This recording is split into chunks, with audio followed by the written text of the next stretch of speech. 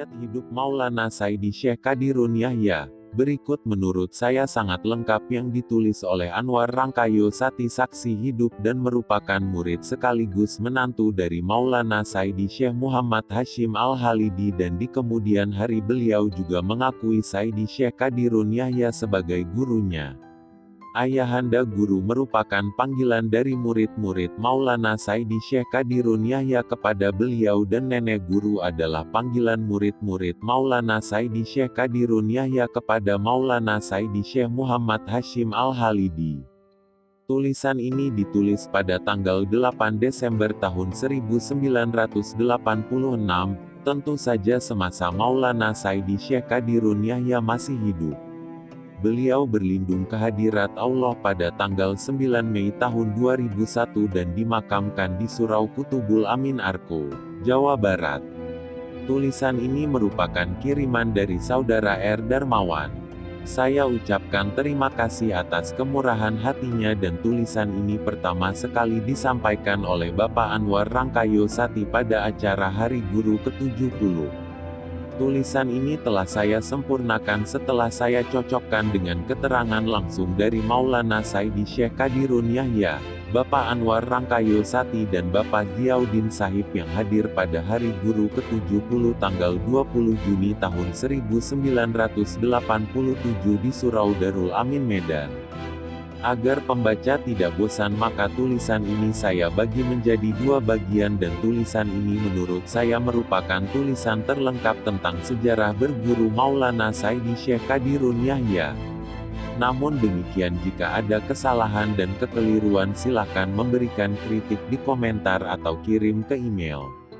Semoga tulisan ini bermanfaat untuk murid-murid Maulana Saidi Syekh Qadirun Yahya dan juga untuk seluruh pembaca dan pendengar. Bismillahirrohmanirrohim. Dengan terlebih dahulu mengucapkan astagfirullahalazim yang sedalam salamnya, serta membaca Al-Fatihah dan Kulhu atau surat Al-Ikhlas yang dihadiahkan kepada rohaniah silsilah tarikat Naqsyabandiyah Khalidiyah, serta diiringi pula dengan sholawat dan salam kepada junjungan Nabi besar Muhammad Sallallahu Alaihi Wasallam, maka saya beranikan diri untuk menulis risalah yang saya anggap sangat berharga ini, untuk memenuhi permintaan dari saudara-saudara seperamalan saja yang diberi judul Napak Tilas. Dengan tidak melupakan sifat ubudiyah atau sifat kehambaan, hina, papa, daif dan lemah, saya pandang diri saya sekecil-kecilnya sehingga menjadi 00 melompong yang menurut hemat kami tidaklah bernilai sebesar rambut dibelah 7 pada sisi Allah Subhanahu wa Ta'ala, Rasul dan aulianya.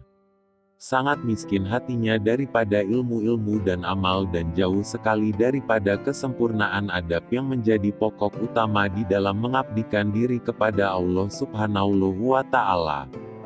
Dikarenakan oleh hal-hal yang saya uraikan di atas dengan penuh kerendahan hati, terlebih dahulu saya memohon maaf yang sebesar-besarnya keharibaan Ayahanda Guru, sekira tulisan kami ini tidak berkenan di hati Ayahanda Guru, tidak tepat sasarannya, kurang lengkap keterangannya dan lain sebagainya. Karena maklumlah, sesuai pula dengan pepatah orang tua kita, yaitu "De la molupo", yang artinya "de banyak ragu".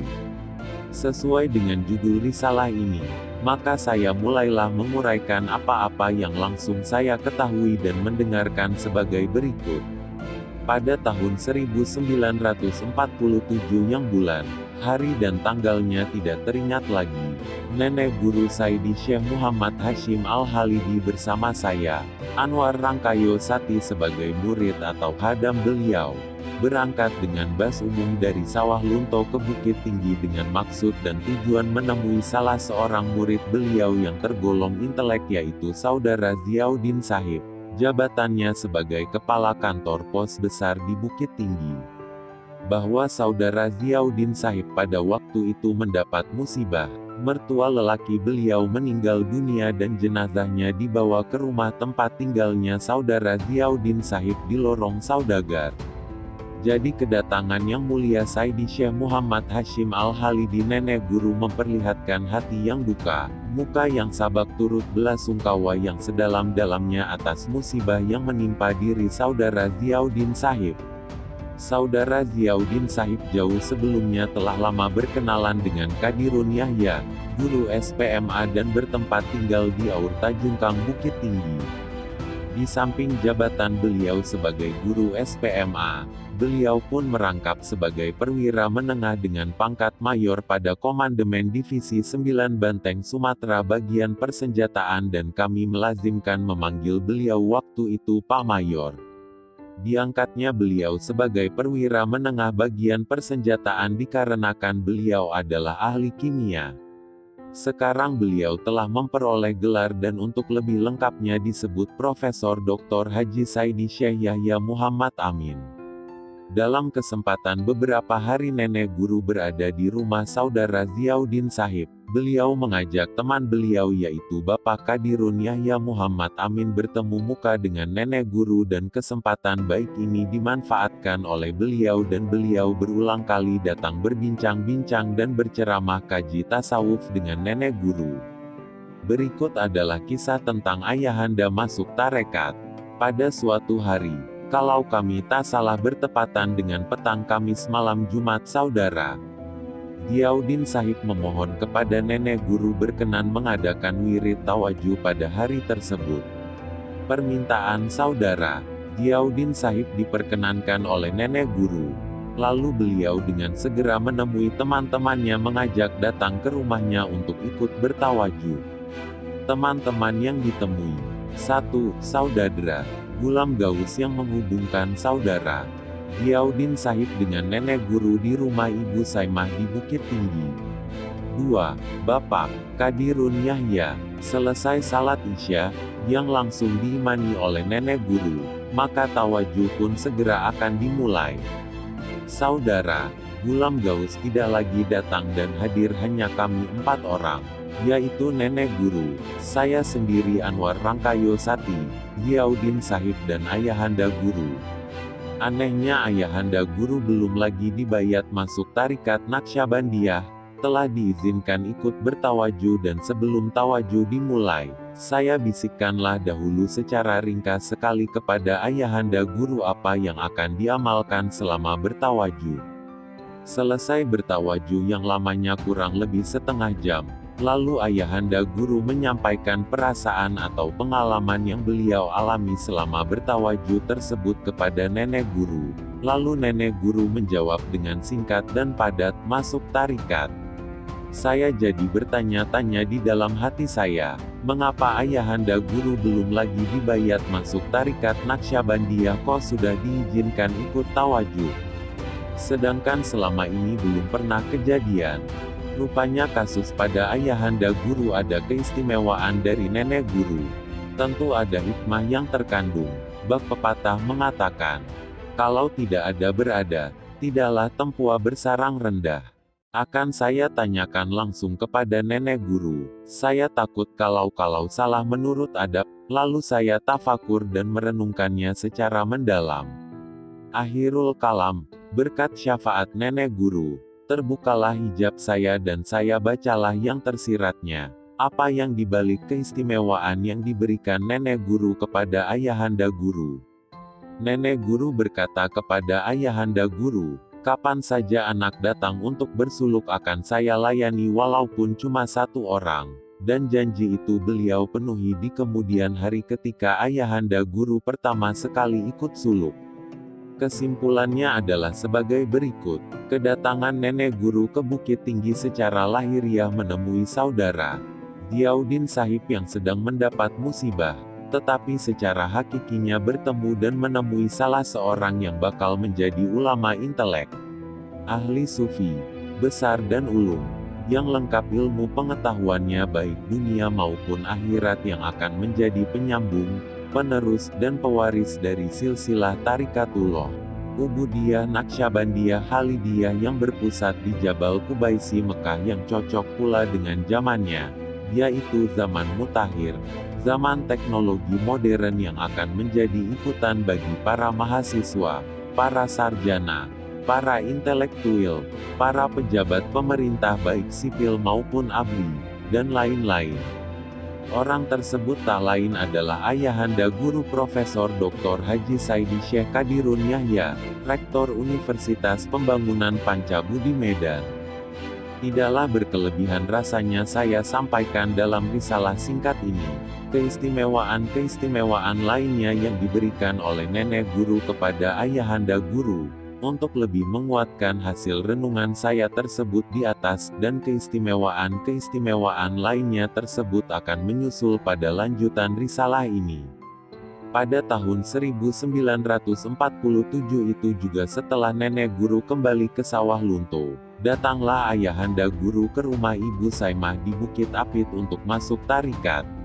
Ibu Saimah sekarang sudah almarhum dan wafat pada tanggal 21 Desember tahun 1985, adalah keponakan kandung nenek guru. Pada waktu sebelum nenek guru naik haji ke Mekah tahun 1918 dan dibuang ke Bovendigul tahun 1928 sampai tahun 1932, almarhumah Ibu Saimah selalu berada di samping nenek guru dan kemana saja nenek guru bepergian selalu dibawa dan beliau bertemu dengan Ompung Buta Pungkut, guru nenek Muhammad Hashim dan ayah nenek Syekh Muhammad Baki. Ayahanda guru masuk tarikat dipimpin langsung oleh khalifah nenek guru, yaitu Iniak Gadang yang telah almarhum. Almarhum Iniak Gadang semasa hayat beliau, di samping sebagai khalifah nenek guru, juga sebagai seorang pendekar ulung yang sangat ditakuti dan disegani oleh masyarakat pada waktu itu, karena nenek guru juga seorang pendekar ulung, jago silat kawakan yang tak ada tolok bandingnya. Setelah selesai ayahanda guru masuk tarikat, sesuai pula dengan situasi keamanan waktu itu, dengan bercokolnya pemerintah kolonial Belanda di kota Padang dan membunuh wali kota Padang Bagindo Aziz Can, di samping kesibukan ayahanda guru dengan tugas-tugas beliau utama sekali sebagai perwira menengah bagian persenjataan, maka secara zahir beliau boleh dikatakan belum dapat berulang menemui nenek guru ke Sawah Lunto. Pada waktu itu pemerintah kolonial Belanda menduduki kota Padang dan sesuai dengan perjanjian Linggarjati, daerah pendudukannya hanya sampai dekat lintasan kereta api di Tabing kurang lebih 7 km dari pusat kota Padang. Kemudian Belanda mengkhianati perjanjian Linggarjati dan bulan Juli tahun 1947 dibunuhnya wali kota Padang Bagindo Aziz Can. Dan mereka melakukan serangan lagi sampai diadakannya pula perjanjian yang kedua yang disebut Perjanjian Renville dan daerah pendudukannya berbatas di Batang Tapakis Kecamatan Lubuk Alung Kabupaten Padang Pariaman. Karena Belanda sangat berhasrat sekali hendak mengulangi kembali penjajahannya di bumi persada Indonesia yang kita cintai ini, maka kembali Belanda berkhianat melakukan serangan terhadap Republik Indonesia yang telah diproklamirkan pada tanggal 17 Agustus tahun 1945 yang disebut pada waktu itu agresi Belanda kedua yang dimulai pada hari Minggu tanggal 19 Desember tahun 1948 dan Belanda waktu itu telah mendarat dengan pesawat Catalina di Danau Singkarak. Pada hari Kamis tanggal 23 Desember tahun 1948 dengan mengambil langkah pada pukul 8.30 pagi, mulailah nenek guru meninggalkan kota Sawah Lunto bersama anak-anak dan istri dan salah seorang di antaranya termasuk saya, berdarurat ke daerah pedalaman Republik Indonesia yaitu ke Nagari Lunto Kecamatan Sawah Lunto Kabupaten Sawah Lunto Sijunjung. Di negeri ini banyak pengikut nenek guru, di antaranya yang telah dituakan yaitu 1. Khalifah Jini gelar Lenggang. 2. Khalifah Bakar gelar Karip Sutan. 3. Khalifah H. Abdul Rauf. Ketiga khalifah tersebut kenal baik dengan ayahanda guru, dan sama-sama suluk pada suluk pertama ayahanda guru dengan nenek guru di Alkah nenek guru di Kubang Sirapuk Sawah Lunto tahun 1950. Ayahanda guru beserta keluarga meninggalkan kota Bukit Tinggi berdarurat ke daerah pedalaman Republik Indonesia dalam daerah Kabupaten Agam, Kabupaten 50 Kota, dan Kabupaten Tanah Datar. Menurut cerita yang saya dengar langsung dari Ayahanda guru, bahwa beliau selama berdarurat selalu suluk-suluk saja atau berkholwat dan setiap tentara-tentara Belanda sampai ke tempat Ayahanda guru, mereka hanya melihat hutan belukar saja. Begitu juga dari nenek guru saya dengar pula kalau tentara Belanda sudah sampai ke pondok nenek guru, mereka melihat lautan yang sangat luas. Memperhatikan kejadian-kejadian tersebut di atas, jelas bagi kita bahwa kedua beliau-beliau tersebut di atas adalah ahli atau kekasih Allah Subhanahu wa Ta'ala yang selalu dilindungi dan mendapat perlindungan dari Allah yang Maha Kuasa, Maha Akbar, Maha Agung, dan Maha Suci. Begitu juga bagi mereka yang selalu berhampiran dan selalu kontak dengan beliau akan selalu dilindungi dan mendapatkan perlindungan sesuai dengan fatwa nenek guru, barang dihampiri diperoleh. Selama tidak berjumpa dengan nenek guru, Ayahanda guru sangat rajin mengamalkan zikir Ismuzat, karena memang hanya zikir itulah yang beliau terima dari nenek guru. Suatu saat Ayahanda guru sampai ke sebuah surau tua, dan di situ beliau beramal dalam waktu lama. Kebetulan juga di surau itu ada seorang syekh beserta 12 muridnya ikut berzikir di situ. Syekh tersebut berzikir di kubah sedangkan Ayahanda guru berzikir di samping surau. Kemudian syekh tersebut meminta Ayahanda guru memimpin suluk, tentu saja tawaran tersebut beliau tolak secara halus karena memang saat itu beliau tidak mengerti sama sekali tentang ilmu suluk. Ayahanda guru berkata, "Saya tidak berani, silahkan tuan musyawarahkan dengan guru saya yaitu Syekh Hashim, kalau beliau mengizinkan maka saya berani melaksanakannya." Kemudian syekh tersebut berkomunikasi secara rohani dengan nenek guru. 3 hari kemudian syekh tersebut datang dan berkata, "Udah boleh engku mudu," yang artinya, "Udah boleh." Dalam suluk syekh tersebut berkata, "Hai engku mudo tolong tawajukan murid dengku," yang artinya, "Hai anak muda tolong tawajukan murid aku ini." Pada waktu itu Ayahanda guru belum lagi diangkat jadi khalifah. Bahkan suluk pun belum pernah sehingga beliau bingung, bagaimana harus melaksanakan sesuatu yang belum diajarkan. Akhirnya Ayahanda guru menawajukan murid-murid syekh tersebut, namun karena seluruh energi zikir ditumpahkan, maka seluruh yang ditawajukan itu pingsan. Selesai tawajuh Ayahanda guru orang yang pingsan, ajaibnya seluruh yang pingsan sadar kembali. Pada waktu itu Ayahanda guru masih berumur 33 tahun. Fenomena ini sangat luar biasa. Belum khalifah sudah menawajukan.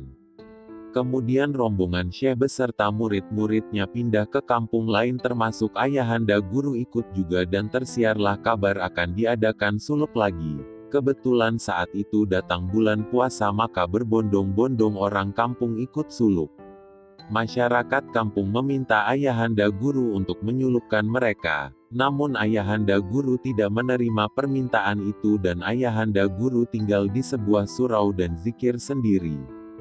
Kemudian orang kampung datang kembali kepada beliau meminta untuk ikut suluk. Akhirnya beliau penuhi dan pada saat itu banyak pula syekh-syekh yang datang ikut suluk dengan beliau. Dan para syekh mengakui bahwa suluk yang dipimpin oleh Ayahanda guru sangat luar biasa. Bersambung.